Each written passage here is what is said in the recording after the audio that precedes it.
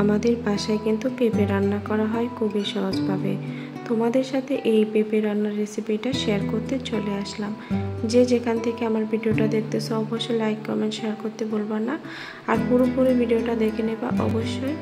আমি পেঁপে রান্না করার জন্য প্রথমে পেঁপেটাকে 3-4 মিনিট অল্প একটু সিদ্ধ করে নিলাম, তারপর ঠান্ডা পানি দিয়ে ধুয়ে তারপরে কড়াইয়ে তেল দিয়ে দিলাম, সাথে পেঁয়াজ একটু নেড়ে চেড়ে নিচ্ছি। যখন ব্রাউন কালার হয়েছিল তখন আমি পানি দিয়ে দিলাম। এখন হলুদের গুঁড়ো, মরিচের গুঁড়ো, ধনিয়ার গুঁড়ো, সাথে জিরার গুঁড়ো দিয়ে দিচ্ছি, সাথে পরিমাণ মতো লবণ দিয়ে দিব। আর এই যে দেখো আমি সুন্দরভাবে একটু কষিয়ে নিচ্ছি মশলাটাকে। যত ভালোভাবে মশলাটাকে কষানো হবে ততই কিন্তু মজা হবে তরকারিটা। আর আমি তোমাদের কাছে একটা কথা বলতে চলে আসলাম, যদি আমার চ্যানেলে অবশ্যই তোমরা নতুন হয়ে থাকো অবশ্যই চ্যানেলটা সাবস্ক্রাইব করতে ভুলবা না, যেন পরবর্তীতে ভিডিও তোমরা দেখতে পাও। ততক্ষণ পর্যন্ত ওয়েট করো অবশ্যই আমার চ্যানেলটা, সেজন্য কিন্তু সাবস্ক্রাইব করে রেখে দিতে পারো। আর সেজন্য দেখো আমার মাছ কষিয়ে নিচ্ছি। আর এখানে আমি কিন্তু মশলাটা যখন কষানো হয়ে গেছিলো তখন মাছটা দিয়ে দিলাম। আর এই যে দেখো এটা কিন্তু পাঙ্গাস মাছ, আর পাঙ্গাস মাছ ছাড়া কিন্তু অন্য কোনো মাছ দিতে পারো। আর পেঁপের সাথে কিন্তু পাঙ্গাস মাছটা খেতে খুবই ভালো লাগে। আর এই যে দেখো কিছুক্ষণ ঢাকনা দিয়ে ঢেকে রেখেছিলাম, ঢাকার পরে মাছটাকে আবার একটু নেড়ে চেড়ে দিচ্ছি।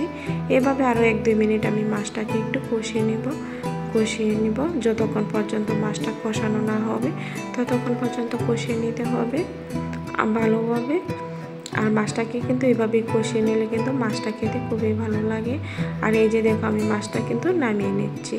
আমি ইউটিউবে নতুন এসেছি কাজ করার জন্য। এখন তোমরা যদি আমাকে একটু সাপোর্ট না করো, ভালোবাসা না দেও, তাহলে কিন্তু আমি এত দূর আগাতে পারবো না। দেখো একটা স্বপ্ন ছিল ইউটিউবে কাজ করব, সেজন্য কিন্তু আমি তোমাদের কাছে দৈনিক যে আমাদের বাসায় রান্না হয় সেইগুলোই কিন্তু তোমাদের কাছে তুলে ধরি। আর আমি যেহেতু তোমাদের কাছে এসেছি অবশ্যই চাইবো তোমরাও এই প্ল্যাটফর্মে আসো, যেহেতু কোনো সময় দেখা যাচ্ছে আধা ঘন্টা 1 ঘন্টা সময় থাকে, কাজে লেগে পড়া ভালো। হয়তো পারবো না কিন্তু কাজকে কিন্তু আমরা অবশ্যই ছাড়বো না। তোমরা হিংসা করবা না, অবশ্যই তোমাদের একটা লাইক কমেন্ট শেয়ার কিন্তু আমাদের কাছে প্রচুর ইম্পর্টেন্ট মনে করি আমি, বুঝছো।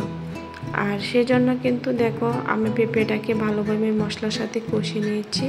তারপরে দেখো যতটুকু পরিমাণ ঝোলের লাগবে ততটুকু পরিমাণ দিয়ে দিলাম, সাথে অল্প একটু লবণ দিয়ে দিলাম। আমি ট্রাই করে দেখেছি লবণের পরিমাণটা কম ছিল, সেজন্য আবার দিয়ে দিলাম। কিছুক্ষণ ঢাকনাটাকে ঢেকে রেখে তারপরে আবার সরিয়ে নিলাম। দেখা যাচ্ছে আমার পেঁপে তরকারিটা অর্ধেক হয়ে গেল। সেই অর্ধেক অবস্থায় কিন্তু আমি যে মাছটাকে কষিয়ে রেখেছিলাম সেটা কিন্তু দিয়ে দিব, সাথে আমি একটু নেড়ে ছেড়ে তারপরে কিন্তু আমি উল্টে পাল্টে নিচ্ছি মাছটাকে, যেন মশলাটা ঝোলের মধ্যে ছড়ে যায়। আর এইভাবে পেঁপের তরকারিটা কিন্তু রান্না করলে খুবই টেস্ট হয়। আর সাথে দেখো আমি কিছু কাঁচামরিচ দিয়ে দিচ্ছি। আর এইভাবে কাঁচামরিচ দিবা, তাহলে কিন্তু কাঁচামরিচ স্মেলটা খুবই সুন্দর হয় আর খেতেও ভালো লাগে। আর এই যে দেখো আমার ফাইনাল লুকটা, তরকারিটা এত লোভনীয় হয়েছিল খুবই বলার বাহুল্য। আমি ঝটপট গরম ভাত দিয়ে খেতে বসে পড়লাম।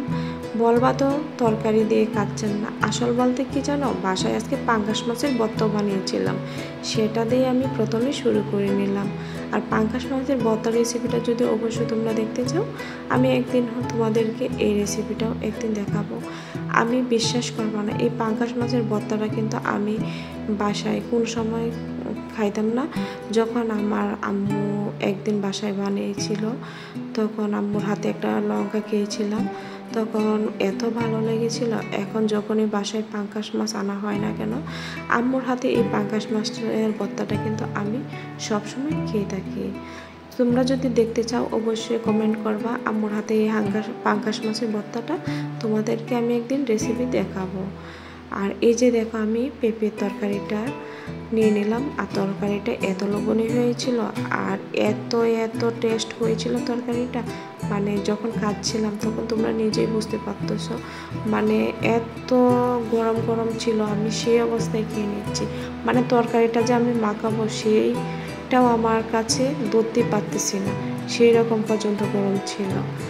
আর দেখো আমি তোমাদের সাথে আমি এত সুন্দর সুন্দর ভিডিও কন্টিনিউ দিতে চাই, কিন্তু তোমরা যদি আমাকে একটু সাপোর্ট না করো তাহলে আমি কিভাবে এগোবো।